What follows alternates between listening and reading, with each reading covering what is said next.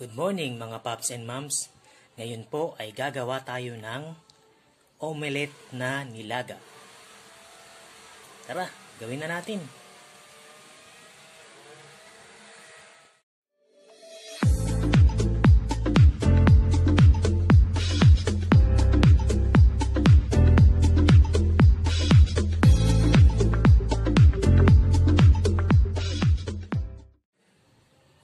Ito po ang ingredients natin. Grated cheese, onion, diced ham, and egg. Ang gagawin lang po natin, bubutasan lang natin tong egg dito. Ganyan po. Yan.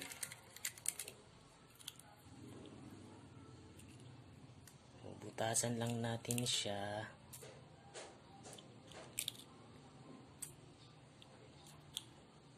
Para malabas yung egg. Then, salin natin yung egg.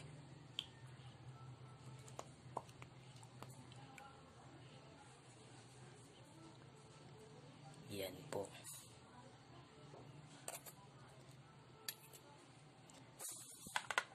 Then, ihalo natin yung ham.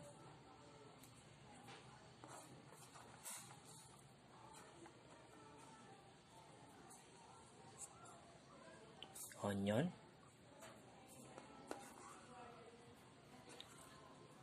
And grated cheese. Hindi na natin siya nilagyan ng asin kasi may cheese na tayo. Maalat na yung cheese. Then haluin lang po natin siya. Ganyan.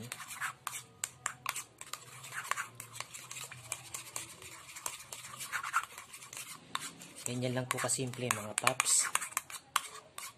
At then, isalin ulit natin dito sa eggshell.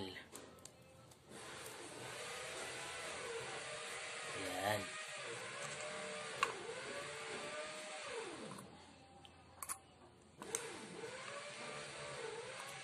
Hanggang sa mapuno siya. Make sure na hindi siya mag-overflow ha. Para pag naluto, hindi siya aalsa or hindi siya lalabas.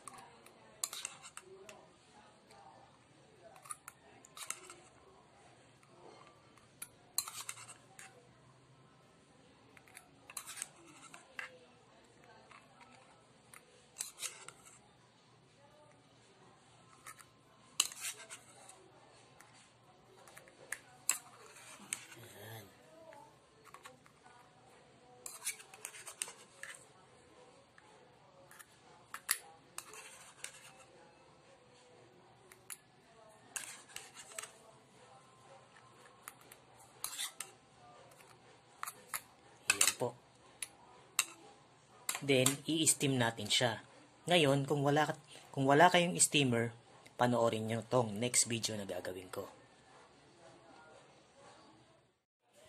Guys, kung nakikita nyo po, nagsayang po ako ng kanin. Diyan po natin ilalagay ang ating egg. Yan po. Bagong luto. Hintayin lang po natin siyang maluto.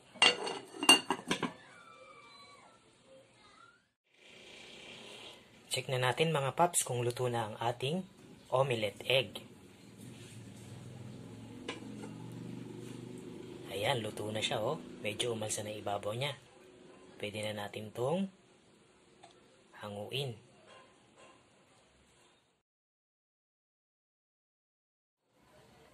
Ito na po ang ating nilagang omelette egg. Tara, kain na tayo.